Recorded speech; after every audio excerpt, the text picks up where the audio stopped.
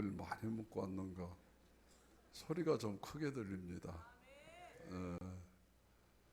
가운이 적다고 가운을 10보를 더 살란다고 돈을 주라고 아침에 왔습니다.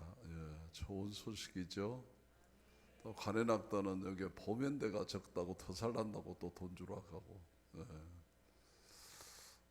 교회가 자꾸 부흥되어야 하는 겁니다. 그런데 성가대 들어가면 성가대원들은 피난처로 생각하는 사람이 종종 있습니다. 그래서 옛날 셀 사역을 시작할 때 성가대를 해체시켜 버렸습니다.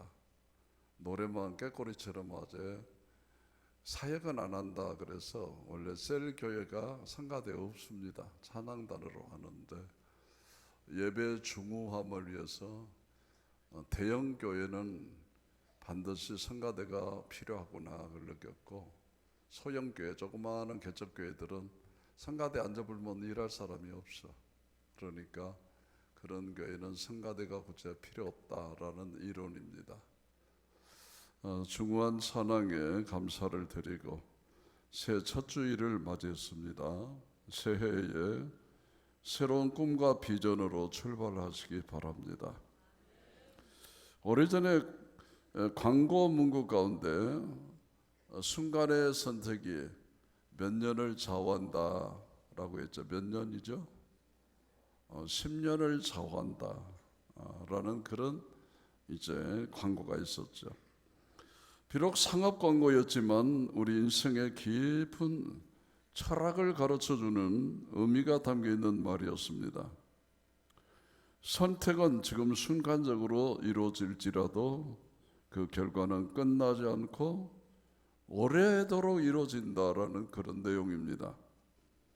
10년도 짧은 시간은 아니지만 오히려 10년으로 끝나면 다행이죠. 그것이 우리의 평생이 갈 수도 있고 또 길게는 영혼을 결정하는 선택이 될 수 있다는 사실을 기억하는 것이 대단히 중요합니다. 30년 전에 자그마한 목사의 가슴 속에 개척을 결심했습니다. 한번 주의 복음의 역사를 위해서 한번 해보자. 그게 30년의 세월이 흘러서 오늘의 우리 일곡중앙교회라고 하는 이 교회를 일으켜서 올해는 참 의미 있는 해인데, 올해가 우리 교회 창립 30주년 되는 참 기념하는 아름다운 해입니다. 자, 우리가 일생을 살면서 반드시 선택해야 할 중요한 사실 몇 가지가 있는데 그 중에 하나가 첫째로 배움의 선택이라고 하는 거예요. 배움의 선택. 우리가 우리 엄마 아빠 마음대로 선택할 수 있어요? 나 저기 좋은 대한민국에 태어날래요. 선택할 수 있어요? 없어요. 하나님의 은혜 가운데 좋은 부모 만나 이 좋은 나라에 태어났습니다. 그러면 이제부터는 우리가 선택해야 할 것이 있는데 뭐냐? 배움의 선택입니다. 우리의 부모들이 참 안달이 났잖아요. 학교 교육시켜야 되고 진학해야 되고 또 기왕이면 좋은 학교 보내서 미래가 보장받는 그런 배움의 길을 가도록 애를 쓰지만은 정작 본인이 나는 배움의 길을 선택하지 않겠다 하면 복잡한 문제가 생기기 마련이지. 우리 사모가 다니는 미장원이 있어요. 아마 그 미장원이 잘 되는 모양이에요. 그 미장원 주인 아줌마가 그러더래요. 나는 우리 딸 그냥 공부해라 안 해요. 못하면 다음에 미장원 시키면 되죠. 자기 거 미장원 주면 된대요. 잘 되는 모양이에요. 죽으라고 공부하고 대학까지 하고 스트레스 받고 고생하고도 갈 곳이 없어갖고 벌벌 떨고 그러느니 그냥 네 하고 싶은 대로 해라. 다음에 미장원 넣어주마. 나중에 공부 안 하면 후회할 날이 오는 것입니다. 반드시 후회합니다,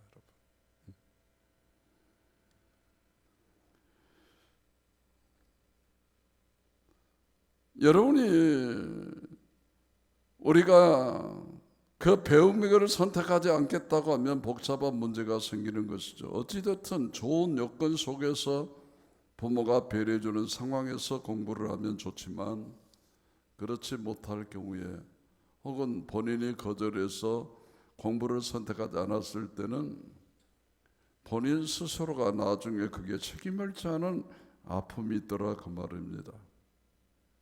자, 두 번째 선택은 배우자 선택입니다. 배우자 선택. 우리가 살면서 배우자의 선택이 중요합니다. 반평생을 같이 살아가야 되는데 서로 존중하고 아껴주고 서로 격려하는 이런 만남을 가져야 되는데 평생 원수로 살아가는 관계로 만나게 되면 그 마음대로 버리지도 못하고 평생 껴안고 살아가는 아픔이 있습니다. 배우자의 선택이 참 중요합니다. 저는 제자 훈련 시키잖아요. 그래 가정들을 웬만하면 거의 다 알아요.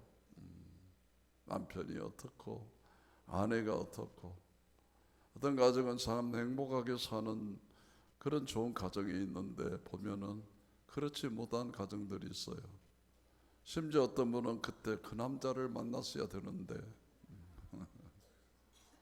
여기도 몇십 명 될 거예요. 그때 그 남자가 괜찮았는데 어쩌려고 이렇게 까막눈이 돼가지고 가리워져 갖고 이래가지고.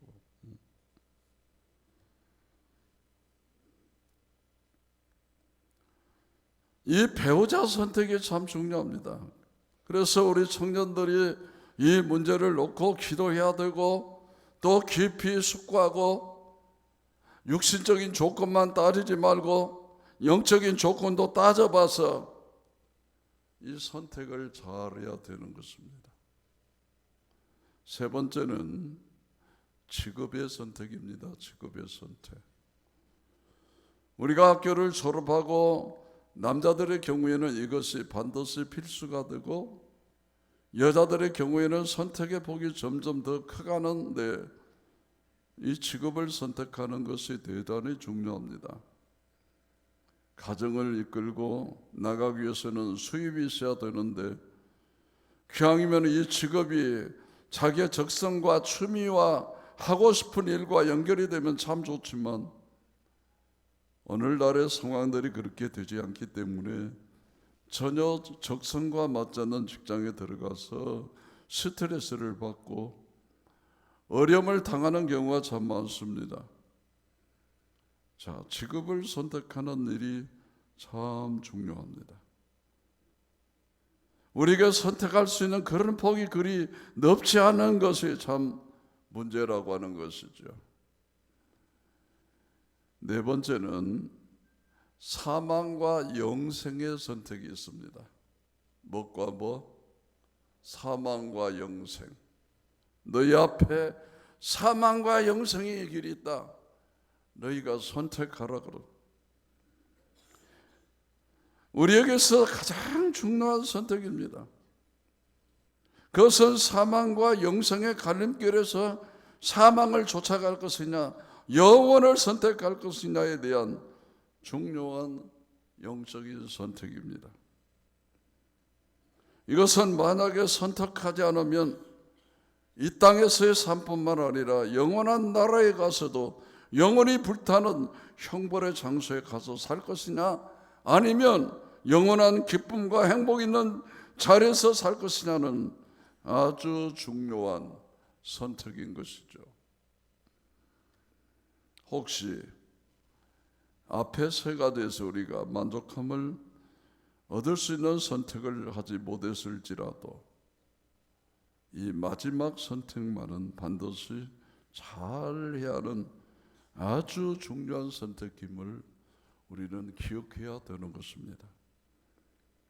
한 해를 살면서 또 부모가 자녀에게 또 자식이 부모에게 어떻게 해서든지 영생을 선택할 수 있도록 기회를 제공하는 것 대단히 중요합니다.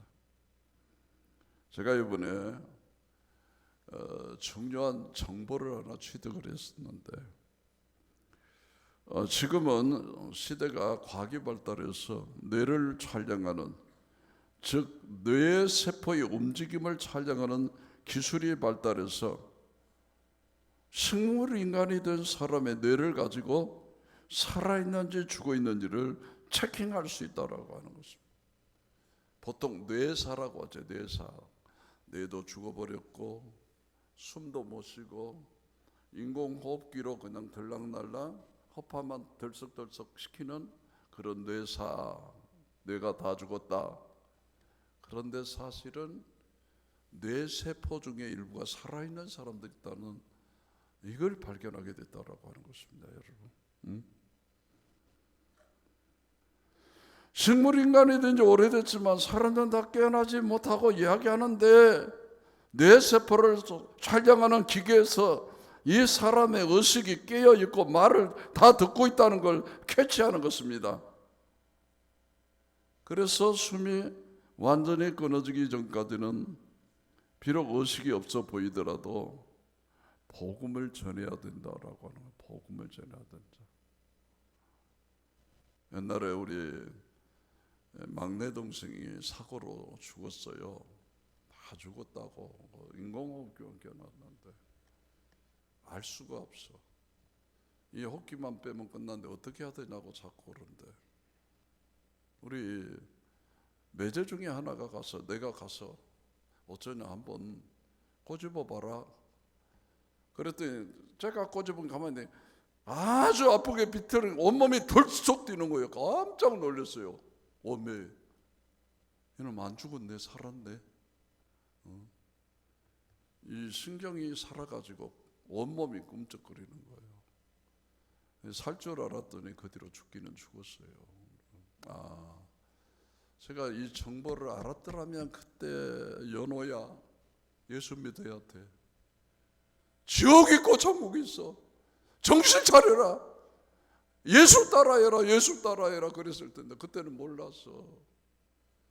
인식한 줄을 몰랐어요, 여러분. 근래에서 내가 이 정보를 알았어요. 아하, 마지막까지 복음을 전해야 되는 것이구나. 마지막까지. 비록 식물인간처럼 의식이 없는 사람에게도 내가 볼 때 의식이 없는 것이지, 내 세포가 살아있는 한 들을 수 있고 마음으로 선택할 수 있는 기회가 제공된다는 겁니다. 아주 중요한 정보입니다.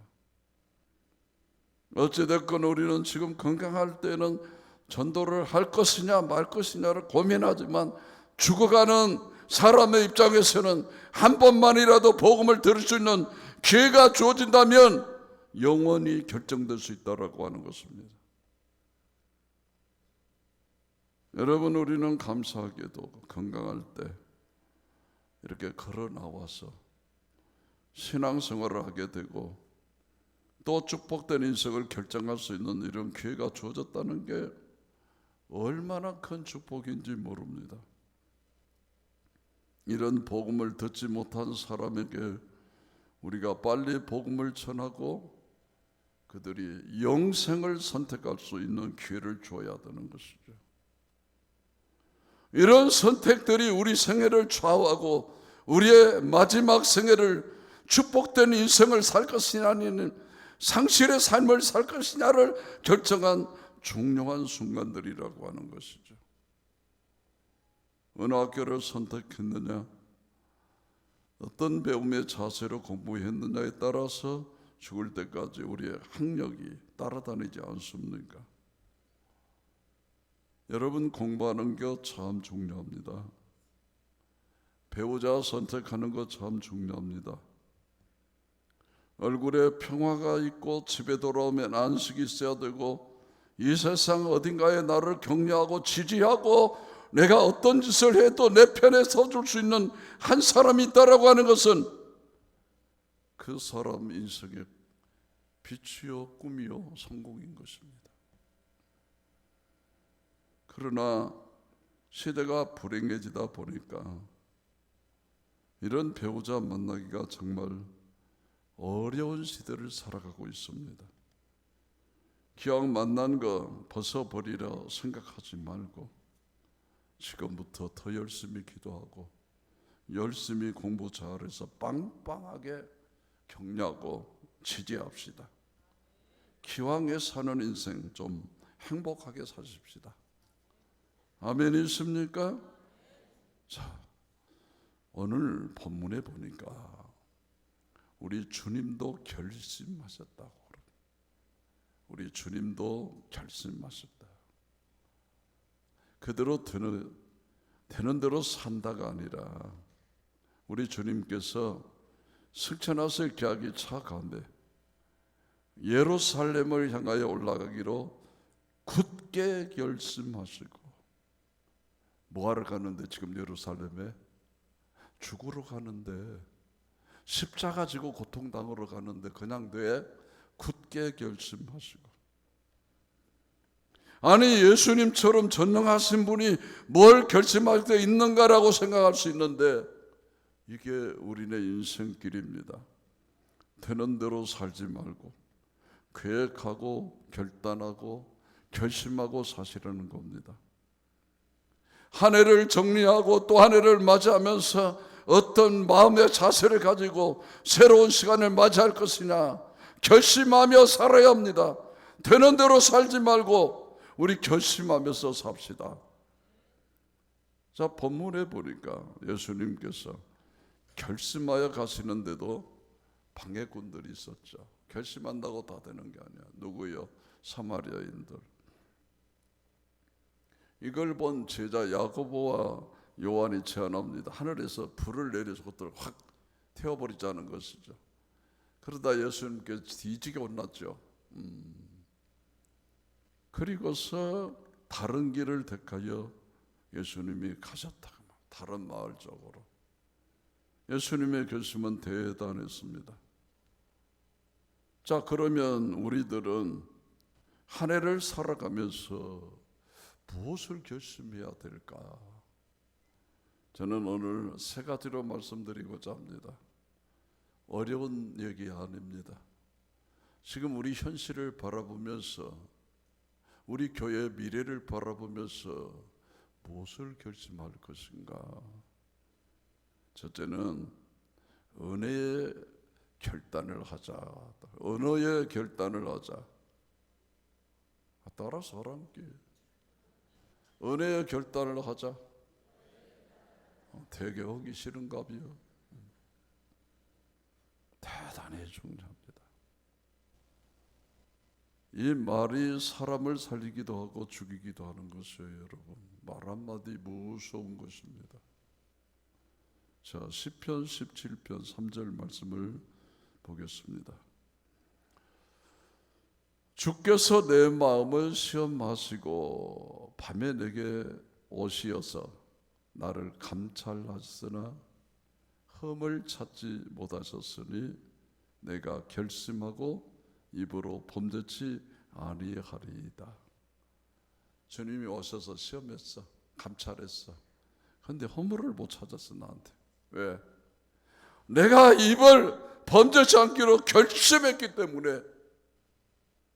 그 말이 뭔 말이에요? 우리 인생들이 주로 뭐로 죄를 가장 많이 짓는다? 입으로 죄를 짓는 거예요. 입으로. 괜히 입으로 죄를 짓는 거예요.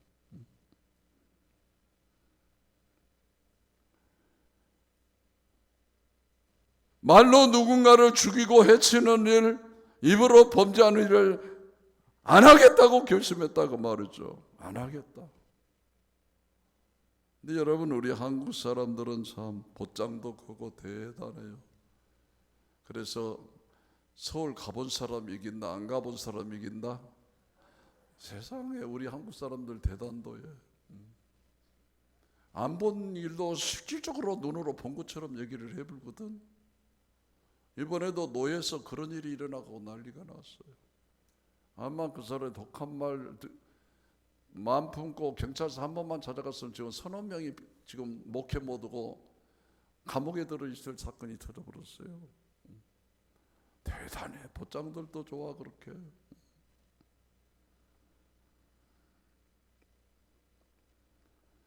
여러분, 우리 한국 사람들이 얼마나 대단한지 보세요. 저 사람 관상 보니까 사기꾼 같아요. 가까이 하지마. 인상 고약하잖아. 느낌이 안 좋아. 내 애가만 틀림없어. 어디서 들어본 소리 안 같아요? 이런 심증을 가지고 사람을 죽입니다. 심지어 내가 꿈에 봤는데 천벌받을 짓을 하고 있어. 여러분, 이런 것은 사실이어도 남의 허물을 들춰내는 것을 조심해야 되는 것입니다. 거짓말 어디 가서 한마디 듣고 그거 참말인 것처럼 막 위고 돌아다니는 사람들은 참 보장도 좋아. 요새는 여러분 그 사건 바로 걸리면 최하 1년형 바로 살아버려요. 명예에서 무섭습니다, 여러분. 무서워요.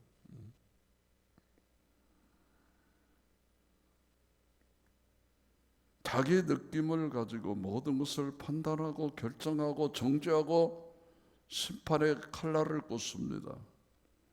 이런 언어 생활을 가지고 어떻게 인생을 삽니까?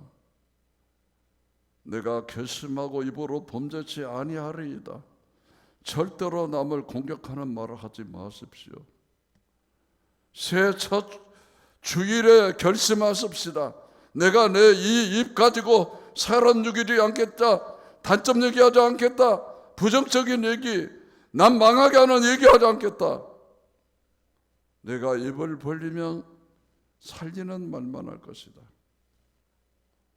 여러분, 결심하십시오. 그냥 된 게 아니에요. 결심하세요.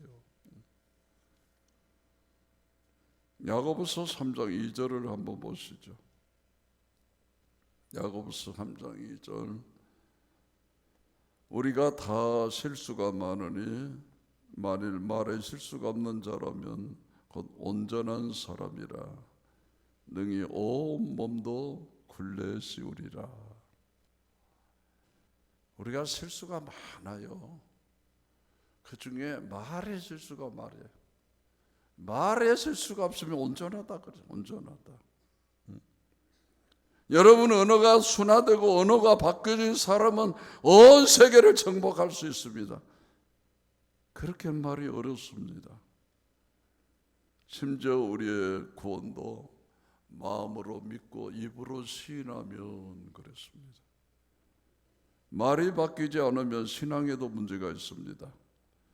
교회의 모든 문제들이 말 때문에 일어나는 거예요. 말 때문에. 이스라엘의 광야 40년이 말 때문에 이루어진 거예요. 왜들 모이면 남의 흉을 보느냐는 것입니다. 그리고 그 중에는 반드시 참지 못하고 또 전달하는 사람이 있어요. 전달하는 사람. 여러분, 언어 조심하십시다. 어떤 아버지의 간증입니다. 전에는 자기 가정이 바퀴벌레 가정이었대. 바퀴벌레. 어째 바퀴벌레냐? 아버지가 직장에서 새 여자가 푹푹 기어서 집 안으로 들어가 본대요. 아버지 보고. 어디 있는가 보면 텔레비 앞에서 셋이 빼꼼히 있대요. 그래서는 안 되겠다 싶어서 그 아버지가 그 가정의 언어를 순화를 시켰대요. 가서 역벌로 아내에게도 딸들에게도 이렇게. 그랬더니 나중에 그 가정이 강아지 가정이 되었다고 그래요. 강아지 가정이 뭐냐? 아버지가 오면 방 안에 있는데 뽁뽁뽁 기어나가고 아빠에 보러 온대요. 그래서 도란도란 TV 안 봐도 되도록 도란하는 강아지 가정이 되었대요. 기가 막힌 얘기가 아닙니까? 언어가 바꿔줘야 됩니다. 여러분, 언어를 바꾸십시다. 옆에 사람 바라보시면서 우리 언어 바꿉시다.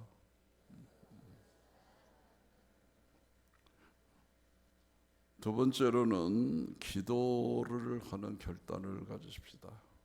뭐의 결단을 갖자? 기도의 결단입니다. 성경에 보면은 기도로 역사를 바꾼 사람 얘기가 나옵니다. 누구 얘기냐? 다니엘의 얘기입니다. 다니엘. 그들은 포로 생활을 하고 있었던 사람들이죠. 포로 생활. 70년 포로 기간 가운데 이스라엘이 고통 가운데 있을 때 67년 되던 해에 그가 예레미야 책을 읽다가 70년 만에 내 백성이 돌아온다는 귀한 말씀을 깨닫고 새 일에 금식기도 21일 동안 금식기도를 하고 나서 시대를 바꾸는 결단의 사람이 됩니다. 다니엘서 9장 2절로 3절을 한번 보십니다. 곧 그 통치 원년에 나 다니엘이 책을 통해 여호와께서 말씀으로 선지자 예레미야에게 알려주신 그 연수를 깨달았나니 곧 예루살렘의 황폐함이 70년 만에 그치리라 하신 것이니라. 내가 금식하며 벼옷을 입고 죄를 덮어쓰고 주 하나님께 기도하며 간구하기를 결심하고, 기도하기를 결심했다는 거예요. 기도하기를. 새 우리 가정들에게 우리 엄마가 기도하기를 결심하면 우리 가정의 운명이 바뀝니다. 아버지가 기도하겠다고 결심하면 직장의 분위기가 달라집니다. 교회 집사님, 권사님이 기도하기 시작하면 교회 셀이 달라지고 교구가 달라지고 교회 분위기가 달라집니다. 여러분, 기도하기를 결심하십시다. 포로기한 가운데 70년 동안 고통의 세월을 살았을 때 한 사람의 결심하는 기도를 통해서 역사가 뒤집어지는 것입니다. 다니엘서 6장 10절을 또 보십시다. 다니엘이 조서에 왕의 도장이 찍힌 것을 알고도 자기 집에 돌아가서는 윗방에 올라가 예루살렘으로 향한 창문을 열고 전에 하던 대로 하루 3번씩 무릎을 꿇고 기도하며 그의 하나님께 감사하였더라. 자, 다니엘의 기도가 얼마나 기가 막혔던지. 다리오 왕이 아닌 다른 신에게 절하게 되면 풀무불에 집어넣거나 사자굴에 던진다 라는 의인이 찍힌 조서가 발표됐음에도 불구하고 하던 것처럼 기도하다 죽을 수도 있다는 결단을 갖고 기도합니다. 예루살렘 쪽에 창문을 열어놓고 하루에 3번 무릎 꿇고 그대로 기도합니다. 들으라는 듯이 보라는 듯이. 여러분, 이럴 때 꼭 표를 내고 해야 됩니까? 문 닫고 하면 안 됩니까? 일부러 예루살렘 향한 창문을 열어놓고 보란 듯이 기도를 했더라고 말이죠. 하나님이 이걸 보시고 얼마나 허무해 하셨겠습니까? 세상에 저런 정도 있는가? 스데반의 순교에 감동한 우리 주님이 보좌 위에 서서 쳐다보듯이 말입니다. 많이 보고 다니엘을 주시하고 계시는 겁니다. 신하들이 다니엘을 사자굴에 집어넣었을 때 하나님께서 가만 놔 죽겠습니까? 그 아까운 사람 죽이기에 너무 아깝잖아요. 종자로 써야 되는데 죽이면 안 되잖아요. 사자의 입을 막아버렸습니다. 이런 큰 일을 해야 할 중보의 사람이기 때문에 사자굴에 들어가도 아직 너는 죽어야 할 때가 아니야. 너는 기도해야 할 사명이 있기 때문에 너의 기도를 통해서 민족의 역사가 바뀌고 시대가 바뀌고 하나님의 구속사가 진행돼야 되기 때문에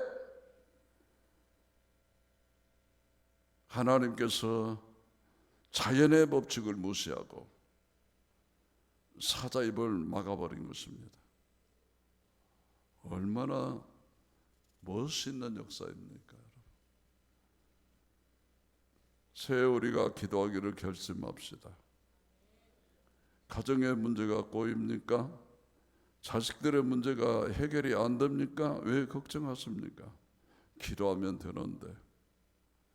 때를 따라 돕는 은혜를 얻기 위하여 은혜의 보좌 앞에 담대히 나갈지니라. 지금이 기도할 때입니다.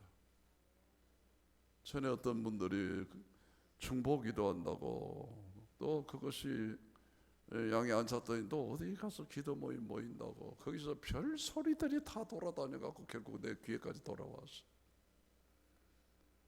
나 기도하지 말으라 너희들 중보 기도하지 말으라. 오죽했으면 그랬을까? 여러분, 그럼에도 불구하고 기도해야 됩니다. 기도를 바르게 하세요. 외도하지 말고.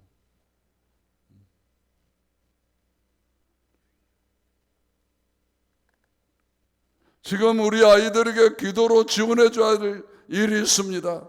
지금 내 가정에 기도의 지원이 필요합니다. 나는 새해는 기도하기를 원합니다. 30분 기도하던 사람이 1시간으로 늘리고, 1시간 기도했던 사람이 1시간 반으로 늘리고, 그러면서 하나님, 새해는 기도하고 싶습니다. 열심히 한번 기도해 보세요. 여러분, 다니엘서 10장 2절 3절을 보십니다.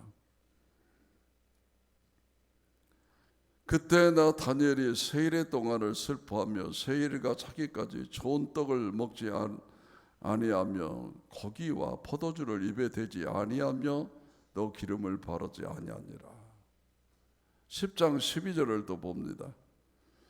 그가 내게 이르되 다니엘아 두려워하지 말라. 네가 깨달으려 하여 내 하나님 앞에 스스로 겸비하게 하기로 결심하던 첫날부터 내 말이 응답받았으므로 내가 내 말로 말미암아 왔느니라.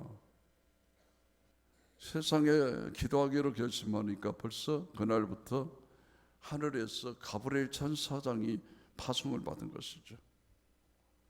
메시지를 전하기 위해서 21일 기도가 끝나서 오는 게 아니라 내가 겸비하여 스스로 무릎을 꿇고 하나님 나라를 위해, 구속사를 위해 결심하던 그 시각에 벌써 하늘에서 천사가 움직이기 시작했다라는 것입니다. 여러분, 우리가 기도하면 역사가 바뀝니다. 우리가 기도하면 가정의 미래가 바뀝니다. 우리가 기도하면 교회가 부흥합니다. 우리가 기도하면 비전이 성취됩니다. 떠들어대고 염려하기 전에 기도하는 사람들이 되십시다. 하나님, 내가 새해에는 더 기도할 것입니다.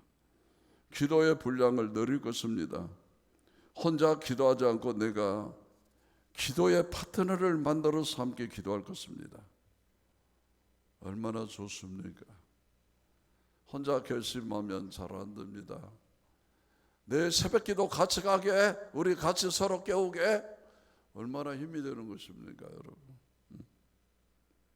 그때 그저 성도들이 만나면 잡담하지 않고 흉보지 않고 그저 만나면 구석구석에서 손에 손잡고 기도하고, 나는 이런 교회가 되기를 바랍니다.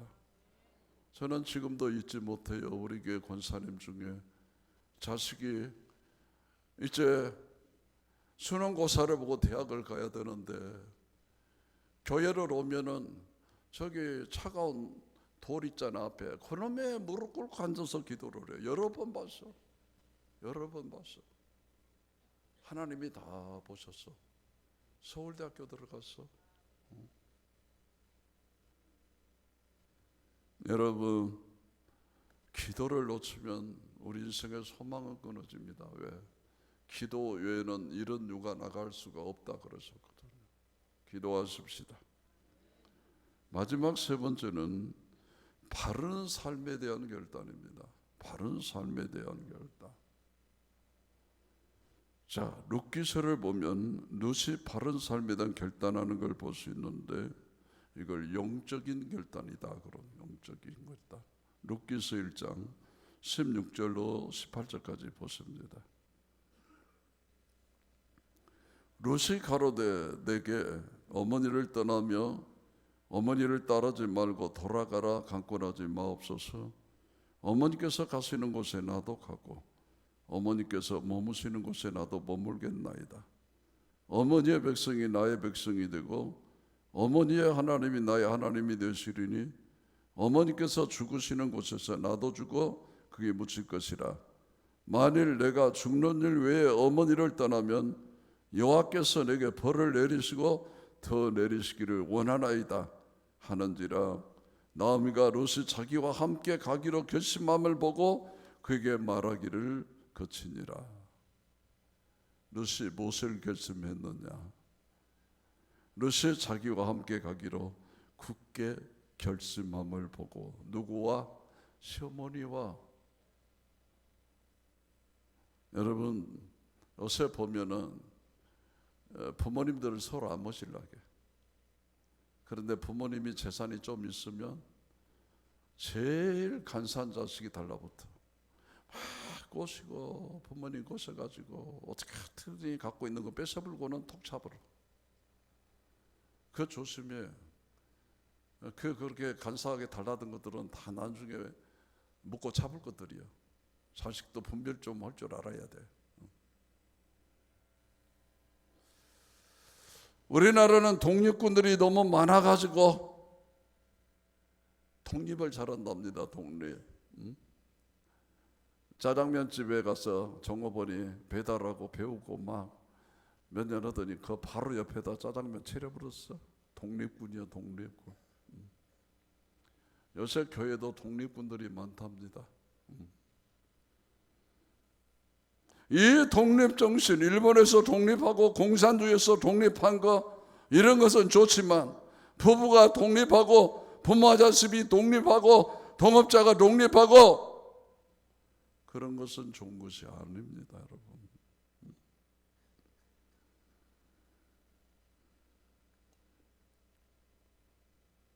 여러분, 통업하는 것이 참 중요합니다. 오늘날 스승을 배신하는 제자가 얼마나 많습니까? 부모를 배신한 자식이 얼마나 많습니까? 가슴 아픈 것이죠. 가슴 아파. 룻이 왜 구속사에 쓰임 받았는가? 자기가 섬길 어머니, 그가 불행한 지경에 놓였습니다. 잘 될 때도 떠나면 안 되는데 의리를 배신하면 신뢰가 없는 것입니다. 자기 어머니가 남편도 잃어버리고 자식도 잃어버리고 천하의 불쌍한 과부가 되고 여자 셋이 덜렁 남았는데 손윗동서는 떠났습니다. 너도 아직 젊으니까 돌아가라. 가서 제가해도 되지 않느냐. 그때 룻은 어머니의 하나님이 내 하나님이고 어머니의 나라가 내 나라인데 나를 어디로 가라 그렇습니까? 나는 우리 교회에 이런 의리 있는 믿음의 사람들이 좀 많이 계셨으면 참 좋겠다. 믿음은 있어도 의리 없는 인생들이 얼마나 많은 줄 아세요? 갈pit하면 독립하겠다고 선언하고 떠나는 사람들 많습니다. 제자가 스승을 붙잡고 멘토를 붙잡고 죽을 때까지 같이 일을 합시다. 비전을 같이 하고 뜻을 같이 하고 철학이 같고 미래에 대한 기대가 같을 때 서로 동역하면서 협력하면서 오래 사귄 게 좋은 게 뭡니까? 서로를 지지해주고 격려해주는 것입니다. 남들이 다 오해할 때도 10년 20년 지기를 알기 때문에 그 사람 그런 사람 아니야. 그렇게 말하지만 무슨 뜻이 있을 거야? 사연이 있을 거야. 들어보고 얘기해. 이렇게 말해주는 사람은 오래 교제한 사람입니다. 그래야 공동체가 되는 것입니다. 그래야. 교회 다 키워놓게 나중에 교회 중직자 되더니 딱 목사를 배신해버렸다는 사람들 나오죠. 뒤끝 절대 안 좋습니다, 여러분. 얼마 못 가고 뒤끝이 보입니다, 여러분.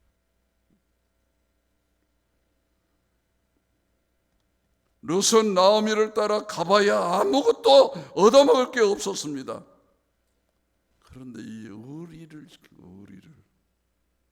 어머니 나 가라지 마세요. 어머니와 나 같이 죽을 거예요.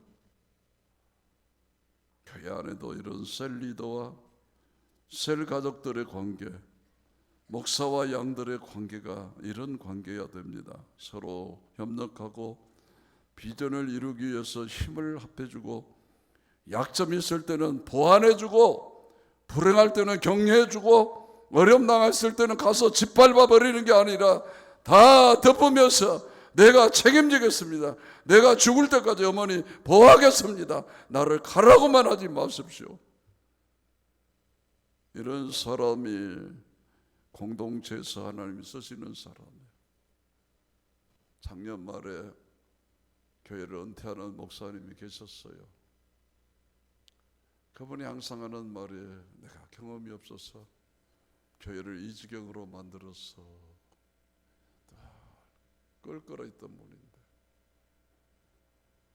작년 말에 은퇴식에 오락에서 가서 들었더니 교회가 한 120, 30명 모여서 이러면 잘 되겠구나, 교회당만 멋지게 되면 교회 분대다 소리를 듣고 과분하도록 교회를 잘 지어버렸어요. 빚이 어마어마하게 졌어. 이 이자 갚기도 힘들어. IMF 부탁져갖고. 근데 교인들이 빠져나가서 그런 붙들도 하고, 목사님 내가 이 교회 올 때 빚 갚으려고 온 줄 아세요? 그런 말도 마세요. 그 한 마리에 풀이 죽어갖고 잡들 못했대. 다 가버리고 20, 30명 남았어. 그 사람들이 끝까지 목사를 지켜주셨어. 불쌍해서 외부에서 빚을 조금씩 갚아갖고 거의 해결을 했어. 은퇴하려고 그러는데 갈 곳이 없어. 그러니까 그 교회 장로님이 저를 어느 찾아왔어. 노회장일 때 나를, 목사님 우리 교회 사정 아시죠? 우리 목사님 고생만 하고 그만둬야 되는데 그래도 우리가 집안치 해야 되지 않겠습니까? 아파트 한 채 사드렸어. 빚내갖고. 왜? 노회장이 사인해야 지금 교회당 담보하고 돈을 주거든. 울더라고요. 울어. 은퇴한 날. 세상에 지금까지 이렇게 나 같은 것을 보고 있어준 이 교인들이 너무너무 고맙다고, 너무너무 감사하다고 울더라고요. 그래서 참 그게 의리 있는 20, 30명이 있었구나 라는 생각을 갖게 되었습니다. 롯이 그렇게 했습니다. 그래서 하나님이 감동하신 거죠. 예수님의 족보에 기록될 수 있는 보아스를 만나게 해가지고 롯이 영광스러운 족보에 참여하지 않았습니까? 교회 안에서 좋은 비전을 선포하고 기도의 제목을 선포할 때에 다른 소리 하지 말고 협력해서 같이 갈 수 있도록 이런 의리 있는 만남이 이어지기를 바랍니다. 마지막으로 에스라서 한 장 복음 말씀을 정리하겠습니다. 에스라서 7장 10절 한번 보십시오. 에스라의 사역에 대한 결단이 나옵니다. 에스라가 여호와의 율법을 연구하여 준행하며 율례와 규례를 이스라엘에게 가르치기로 결심하였더라. 우리 에스라서 7장 10절을 다 암송하면 좋겠어요. 에스라가 뭘 결심했다? 여호와의 말씀을 연구하여 준행하고 율례와 규례를 이스라엘에게 가르치기로 결단했다. 세 가지. 절대 율법을 연구하고, 둘째 준행하고, 셋째 가르치기로 결심했다 그래요. 첫째는 뭐냐? 열심히 공부하는 것입니다. 세계우 1:1 제자훈련 사역자 공부해야 되는 것입니다. 공부. 둘째는 사역하는 것입니다. 준행하였다. 셀사역, 열린모임, 전도 사역하는 것입니다. 셋째는 가르치는 것입니다. 셀 가족들을 지도해서 또 하나의 셀을 세워가는 것입니다. 결심하였더라. 에스라가 한 시대를 바꿉니다. 포로에서 돌아와가지고 사람들이 어떻게 살아야 되고 어떻게 하나님을 섬겨야 되는지를 모르는 때에 에스라의 결심으로 말미암아 한 사람의 결심이 한 민족의 운명을 바꿨습니다. 나라를 살릴 수 있는 오직 하나님의 길은 성경으로 돌아가는 길밖에 없어요. 그래도 이 어려운 세대에 우리 교회가 이만큼 된 것은 수많은 사람이 의리를 배신하고 떠나기도 했지만 그래도 오늘의 우리 교회가 된 것은 바로 에스라의 성경의 교육, 제자훈련의 교육을 통해서 이루어진 교회가 아니겠습니까? 어떤 보도에 보니까 우리나라의 세계 탑 1위가 10가지래요. 근데 이게 부끄러운 것이에요. 부끄러운 거. 얼른 얘기하고 지나가 버리십시다. 정치 싸움 세계 1위, 직장의 스트레스 아시아에서 1위, 1인당 주량 세계 1위, 거짓말 세계 1위, 합연당 1인당 세계 1위, 뇌물 주고받기 세계 1위, 40대 남성 사망률 세계 1위, 음주운전 세계 1위, 교통사고율 세계 1위, 교인 싸움 세계 1위. 부끄러운 일이에요. 이게 세계 1위예요. 전투경찰들이 들어가서 해결하지 못한 곳이 있는데 어디인 줄 아세요? 교회는 안 된대. 광화문 뭐 태극기부터도 다 막을 수 있는데 안 되는 게 어디예요? 교회 싸움.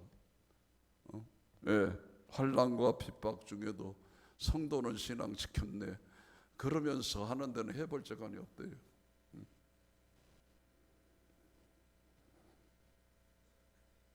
이런 우리나라를 정상화시킬 수 있는 방법은 뭡니까?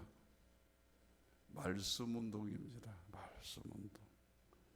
하나님 말씀 가르쳐주고 말씀에 감동받고 말씀에 은혜 받으면 사람들이 바꿔주기 시작하고 눈빛이 달라지고 행동의가 달라지고. 왜 그렇습니까? 하나님의 말씀은 살았고 좌우의 날선 금같이 예리해서 찌르고 자르고 관자가 고수가 찔러 쪼개기까지 하나니 살아있는 말씀이기 때문에 말씀 듣고 공부하면 사람이 달라집니다. 성령의 능력이 그 안에 있습니다. 우리는 부모를 선택할 수 없습니다. 나라와 민족을 선택해 태어날 수 없습니다. 그러나 선택할 수 있는 게 뭡니까? 언어를 선택할 수 있고 삶을 선택할 수 있고 기도를 선택할 수 있고 내가 선택할 수 있는 거 붙잡고 생명을 선택하고 축복을 선택하고 신난 한 해를 살아오고 앞으로 살 한 해 2020년을 생각하기 두렵습니다. 떨립니다. 겁이 납니다. 하나님 좋은 날 주세요가 아니라 내가 선택할 수 있는 거 붙잡는 겁니다. 하나님 나는 2020년을 기도로 일고 갈 것입니다. 하나님 나는 2020년을 말씀으로 살아갈 것입니다. 하루에 한 절 이상 성경을 암송할 것이고 하루 10장 이상 성경을 읽을 것이고 그거는 내가 선택하는 것입니다. 환경을 내가 바뀌지 못한다 할지라도 하나님은 내가 움직일 수 있습니다. 땅에서 매면 하늘에서도 매이고 땅에서 불면 하늘에서 풀리기 때문이죠. 환경을 탓하지 말고 선택합시다. 우리 예수님께서도 예루살렘을 올라가는 일을 위해 결심했다고 다시 말씀드립니다. 우리 언어를 결단하십시다. 기도를 결단하십시다. 바른 삶을 결단하십시다. 2020년 새해 새롭게 결단함으로 아름다운 꿈을 이루고 승리할 수 있는 모든 성도들이 될 수 있기를 주의 이름으로 축원합니다. 할렐루야. 기도하겠습니다.